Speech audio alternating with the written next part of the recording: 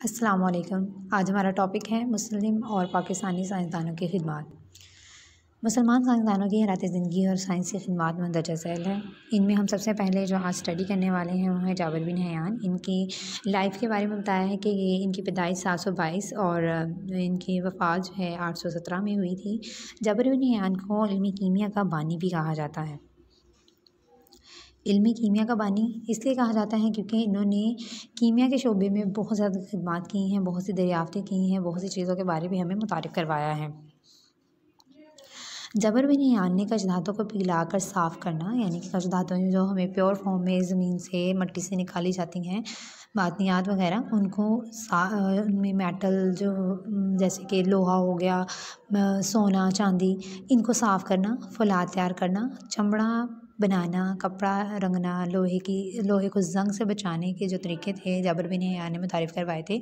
इसके अलावा इनकी एक और अहम दरियाफ़त जो थी, इन्होंने जो है कुछ तेज़ाब तैयार किए थे पहली मरतबा, जिनमें है sulphuric acid, nitric acid, hydrochloric acid. पहली दफ़ा ये तीनों एसिड जो हैं जाबिर बिन हयान ने ही तैयार किए थे। जाबिर बिन हयान के और कामों में अगर देखें तो इन्होंने कई जो है मरकबात भी न्यू इंट्रोड्यूस भी करवाए थे। वार्निश बनाने के तरीके से भी तारीफ़ करवाया, जो हम चीज़ों को धोने के लिए, साफ़ करने के लिए इस्तेमाल करते हैं। जाबिर बिन हयान कीमियादान पहले थे जिनकी कोई एक बाकायदा तजर्बागाह थी, यानी कि ऐसी जगह जहाँ पे वो मुख्तलिफ तजर्बात करके जो हैं देखते थे कि चीज़ें कैसे बनती हैं और क्या इनका रिएक्शन होता है। इसके अलावा इन्होंने एक और प्रोसेस जो हम जिसे फ्रिक्शनल डिस्टिलेशन भी कहते हैं, यानी कसरे कशीद। कसरे कशीद एक ऐसा अमल है जिसमें हम मुख्तलिफ़ चीज़ों के बॉइलिंग पॉइंट को देखकर जो उनमें फ़र्क होता है, मुख्तलिफ़ बॉइलिंग पॉइंट वाले लिक्विड्स को अलहदा कर सकते हैं। ये एक ऐसा अमल है, इसके बारे में भी हमें जाबिर बिन हयान ने ही बताया था। जाबिर बिन हयान कीमियागरी और इससे मिलते जुलते मौज़ूआत पर इन्होंने कई किताबें भी लिखी थी और इनकी मशहूर किताबों में जो है अल किताब और अल खालिस है। इसके अलावा इन्होंने एक और मशहूर किताब लिखी थी अल कीमिया, और जिसका लतीनी अल कीमिया का लतीनी तर्जमा एक अंग्रेज़ रॉबर्ट ऑफ चेस्टर ने 1144 में किया था, और 1892 में मिस्टर होमस ने जाबिर बिन हयान की 9 किताबों का फ्रांसीसी में तर्जमा किया था। मोहम्मद बिन ज़िक्रिया अल-राज़ी का दौरे हयात 865 से शुरू होकर 925 सन ईस्वी तक था। पूरा नाम अबू बकर मोहम्मद बिन ज़िक्रिया अल-राज़ी है और आप ईरान के शहर में पैदा हुए थे, जो आजकल तेहरान के नाम से जाना जाता है। मोहम्मद बिन ज़िक्रिया एक अमली कीमियादान थे, लेकिन वो फ़न तिब में अपने ज़माने के इल्म इलाज के असूल से भी पूरी तरह वाकिफ़ थे, यानी कि बीमारियों को पहचानते भी थे और फिर उनके इलाज के बारे में भी अच्छे से जानते थे।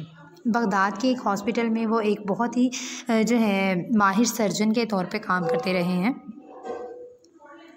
उन्होंने पहली मरतबा बेहोश करने के लिए फ़ोन का इस्तेमाल किया। जब पेशेंट को जो है उसका ट्रीटमेंट किया जाता है, उसकी कोई सर्जरी वगैरह करनी हो तो पेशेंट को उसे बेहोश किया जाता है, तो सबसे पहले ये काम जो था अल-राज़ी ने किया था। मोहम्मद बिन ज़िक्रिया अल-राज़ी ने ही बहुत सी बीमारियों की जो है असबाब बताए, फिर उनकी जो है अलामात जो हैं वो उनकी पहचान कराई और उनके इलाज के बारे में बताया, जैसे कि खसरा और चेचक के बारे में। खसरा और चेचक की जो है उनकी असबाब, उनकी अलामात और इलाज के बारे में इन्होंने तफ़सीलन जो है बताया था। इन्होंने जो भी बीमारियों के बारे में हमें तफ़सीलन बताया, जो भी असूल बताए, वो आज भी तस्लीम किए जाते हैं। इन्होंने फर्मेंटेशन के अमल के बारे में भी बताया और उससे जो है अल्कोहल तैयार की। मरकबात को जो है इन्होंने 4 ग्रुप्स में तकसीम कर दिया था, उसके बाद है नबातात, फिर हवैनात और माखूज़।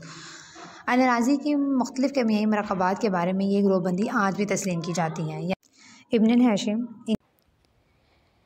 हाशिम 965 में पैदा हुए और 1039 में इन्होंने वफ़ात पाई।